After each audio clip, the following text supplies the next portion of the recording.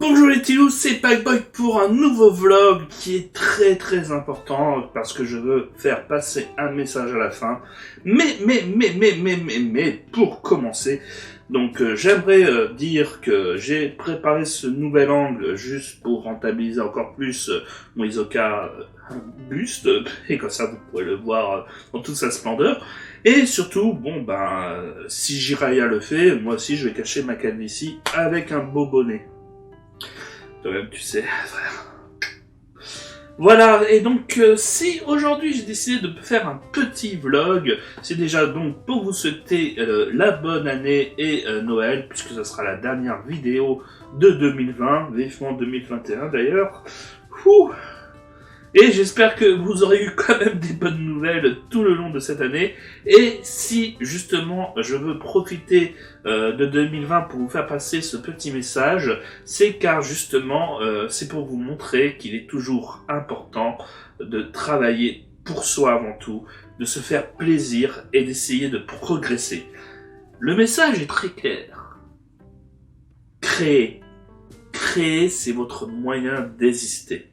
Alors, peu importe ce que vous faites, que ce soit du dessin, de la vidéo, ou même ce que je vais vous présenter aujourd'hui, du diorama, créez, exprimez-vous à travers l'art, à travers l'écriture, à travers le dessin, à travers tous les médias, tous les arts qui existent actuellement, car justement, ça va vous permettre d'extérioriser vos sentiments et de vous montrer à travers le monde. Et peu importe si vous êtes peu vu ou pas, le plus important, c'est que vous vous exprimez vous. C'est pour ça peut-être que cette chaîne ne réussit pas autant, c'est que je préfère faire quelque chose qui me plaît avant d'être vendeur, même si j'ai fait des choses où justement je suis moins fier, mais là je trouve que j'ai retrouvé une certaine nostalgie avec cette idée par exemple des Horror in Japan, où je peux enfin de nouveau faire de la mise en scène, et ça me plaît beaucoup. J'aimerais bien donc 2021, si tous les moyens sont bons, refaire du court-métrage, et cette fois-ci, donc, je me suis mis à pas mal de choses, que ce soit à travers de la cuisine, par exemple. Si vous suivez mon Instagram, Twitter, Facebook, suivez tous mes réseaux sociaux, là, ils seront là, hein. Et ben, c'est justement pour vous présenter à chaque fois de nouvelles choses que je crée, peu importe que c'est mal fait, peu importe que c'est moche, il y a un début à tout, de toute façon. Et le plus important, c'est surtout que vous vous êtes fait plaisir à travers le travail que cela vous apporte. C'est ça qui est important. Je considère un petit peu comme Tev a dit pour les voyages, que le voyage permet d'ouvrir les esprits, de faire en sorte que justement nous nous ouvrons à d'autres cultures. Et je pense que l'art est aussi donc très important pour s'ouvrir à travers justement des nouvelles méthodes de pensée, à travers des nouvelles méthodes pour réfléchir et comprendre un petit peu mieux notre monde. Et donc c'est pour ça que là aujourd'hui je vais vous présenter donc des dioramas et que j'ai fait et que j'ai débuté en me disant que justement ça va préparer le terrain pour préparer justement mon diorama géant sur la ville japonaise que j'ai prévu de faire. Tout de suite, donc je vais vous présenter la première diorama que j'ai fait, mais avant tout j'aimerais donc vous parler de l'enregistrement de ces dioramas, parce que je me suis filmé en train de les créer. Et là, ça a mis beaucoup de temps, et donc de temps en temps c'était très mal filmé, c'était assez sombre et tout ça. Donc je vais vous montrer juste quelques petits extraits sur le côté. Voilà, vous aurez dans la description en fait les tutoriels que j'ai suivis pour apprendre. Il ne faut pas avoir honte, car quand vous débutez un nouvel art, que vous débutez une nouvelle activité, et ben justement vous ne pouvez pas tout savoir, et c'est ça le plus important. Il y a toujours un petit peu au début cette idée qu'on est tout puissant et qu'on va réussir à faire très rapidement. Et ben je peux vous dire que j'ai eu beaucoup de déconvenus en pensant pouvoir faire à l'improviste, sans suivre des fois le tuto, et me retrouver des fois même en suivant le tuto à déborder un petit peu. Donc je vous recommande effectivement de bien travailler, de bien rebosser. C'est pas grave si vous vous loupez, recommencer, et jusqu'à ce que vous maîtrisez le support. Achetez aussi les bons outils. Autre chose à savoir, d'ailleurs, pour ces activités de création de diorama, donc de décor pour les figurines, c'est de se dire pour quelle figurine je vais construire tel décor. Et donc j'avais vu un tutoriel pour créer un mur de briques et une route fissurée, et je me suis dit, tiens, ces deux trucs là en même temps, ça va me permettre d'illustrer ma figurine de Saitama de Tsume Studio. Alors, enfin si, c'est la mini figurine en résine, c'est les X-Mass, si je dis pas de bêtises, la collection X-Mass qui est donc à 50-60 € la figurine, donc un petit peu plus petite, mais franchement très très bien détaillée et très très belle. Et donc j'ai construit ce magnifique diorama. Et d'ailleurs, par contre, ces terrains ne tient plus très bien. J'hésite à remettre la coque par-dessus. Dites-moi si vous aussi pensez. Mais voilà, donc vous avez une petite diorama. Alors, comme vous pouvez constater, j'ai mis de l'eau artificielle que j'ai colorée pour donner un petit effet glace. J'ai sur le côté mis un petit mur de briques avec des fleurs par-dessus. Bien entendu, la Saitama, avec son socle, s'enfonce dans le polystyrène pour donner l'impression que justement la figurine est en fait de base va avec ce diorama. La route est fissurée, donc j'ai utilisé le polystyrène comme support, mais c'est donc du bois. Alors je remarquerai dessus l'information, puisque je me souviens plus très bien de ce que j'ai utilisé pour créer ce petit bois que j'ai humidifié et donc fissuré pour ensuite le recoller un petit peu dans l'ordre comme dans un pulse. Et bien entendu, donc les petits briques de bois sont faits en polystyrène que j'ai découpé en petits morceaux. Que j'ai un petit peu frotté exprès pour faire des petits trous, que ça soit pas tout le temps égal dans la forme, et que donc ça fasse plus naturel, que ça soit bien briques cassées. Et pour la peinture, j'ai dû délimiter avec du scotch pour peindre uniquement la partie que je voulais en blanc sur le côté. Et là, les couleurs sont un petit peu baveuses, c'est ça qui me dégoûte un petit peu, mais dans l'ensemble, je trouvais que je l'avais effectivement très très bien réussi. D'ailleurs, il y a quelque chose que le tuto n'a pas parlé, c'était de recouvrir l'ensemble de vernis. Donc j'ai repassé trois couches de vernis, donc à chaque fois je repassais tout de vernis avec un petit pinceau.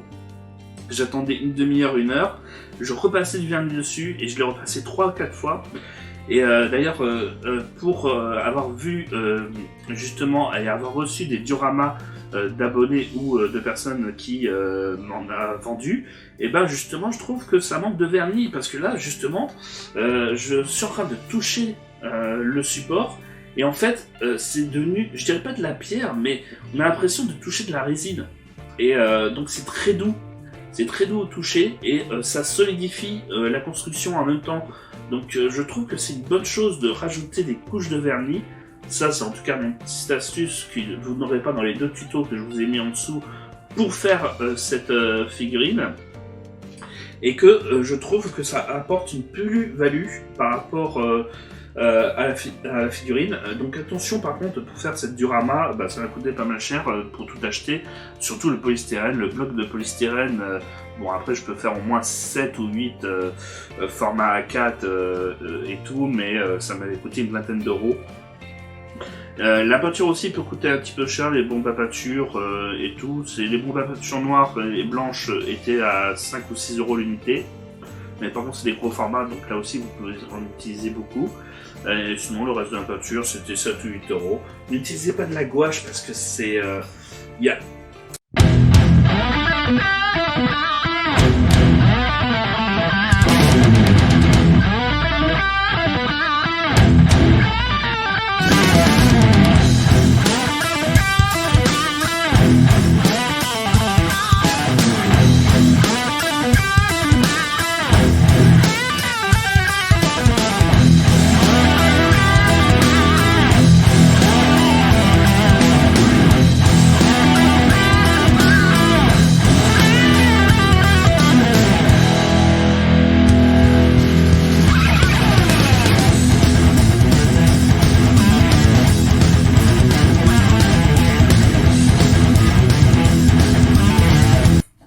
gouache, vous avez un paquet qui est à 7 ou 8 euros sur Boehner.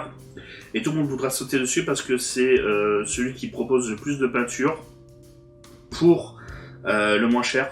Souvent c'est plutôt 15-16 euros les 12 à 18 couleurs. Et celui-là il est à 6 euros, donc tout le monde va sauter dessus. Sauf que la gouache c'est très très difficile à maîtriser la couleur, surtout donc si vous êtes débutant. Et c'est beaucoup plus épais et donc ça met 10 fois plus de temps pour sécher. Utiliser de la peinture acrylique, c'est beaucoup plus, ça passe, ça sèche beaucoup plus rapidement, je dirais en 20 à 30 minutes, si je dis pas de bêtises. Et certes, ça va coûter 14-15 euros sur Amazon, cette fois-ci, non pas sur Boehner. Mais derrière, les couleurs sont beaucoup plus belles, beaucoup plus vives, et beaucoup plus traitables. Pour une figurine par exemple, j'ai pu le constater, si je voulais faire un mélange noir-blanc avec de la peinture gouache, le mélange se faisait pas. Et donc c'était noir un petit peu moins sombre. Or avec la peinture acrylique, là j'avais du bon gris et des belles nuances avec des mélanges de couleurs et ça me permettait donc d'avoir des images beaucoup plus claires sur un diorama et que je trouve ça plus intéressant. Vous allez pouvoir le constater en fait donc avec un autre diorama que j'ai fait, que je n'ai pas fini. Alors attention, les deux que je vous présente, je ne les ai pas finis, donc ne m'en voulez pas, ça reste un petit peu moche et un petit peu de peinture baveuse, mais voilà le côté. Hop là, je vous montre la petite diorama. Et donc les couleurs, je les trouve très très sombres. Voilà, c'est un petit peu... Alors, on va faire avec la petite... Voilà, les couleurs sont très très sombres. Et je trouve ça un petit peu dommage. Mais ça reste quand même un petit peu plus sérieux, on va dire. Ça donne moins d'un côté cartoon. Donc c'est passable aussi. Vous avez de l'eau virtuelle ici qui a été mis, voilà, donc ça donne un petit côté là aussi vernis, mais bon là il faudrait que je mette du vernis justement pour que ce soit plus agréable à toucher, mais ça donne un petit reflet dans l'eau et donc ça donne vraiment l'impression d'océan et c'est pas mal, c'est deux petites falaises remplies. Là aussi j'ai utilisé des mini-scies pour travailler et découper, donc c'est pas super propre. Le marron est là aussi un petit peu trop foncé. On va même passer du marron, du violet pardon. Et les couleurs sont un petit peu baveuses, donc il faudra que je repasse des couches par dessus. Et enfin donc là je me suis trompé. J'ai utilisé le même sorte de bois que j'ai un petit peu rendu mou et donc ça tient pas très droit. Et donc ce que je vais faire, c'est que je vais mettre une planche de bois un petit peu plus épaisse de 4 mm, pardon, pour réaplatir et rendre droit à nouveau le support du décor.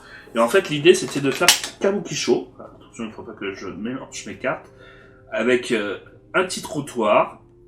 Et ça c'était pour la figurine de Kaoru Ayanama. Et il me reste à faire en polystyrène. Ce que je vais faire, c'est que je vais faire la petite entrée du kabuki show. Là, vous aurez une petite photo pour vous donner une idée. Mais là aussi, donc, il y a un petit peu de petits problèmes. Mais bon, j'ai eu des petites languettes de bois que j'ai achetées, que j'ai collées par-dessus. J'ai pu les coller avec du papier d'alu que j'ai créé en rond et que j'ai entouré. Là aussi, je vous donnerai de toute façon les tutos que j'ai suivis pour faire ces petites poubelles et ces petits trottoirs. Donc là, de toute façon, dans les deux cas, c'était que du polystyrène. À part, oui, si, j'ai réutilisé un petit peu le petit bois de liège, voilà, du bois de liège, pour protéger le polystyrène, puisque donc, de toute façon, le polystyrène peut ne pas être aussi droit.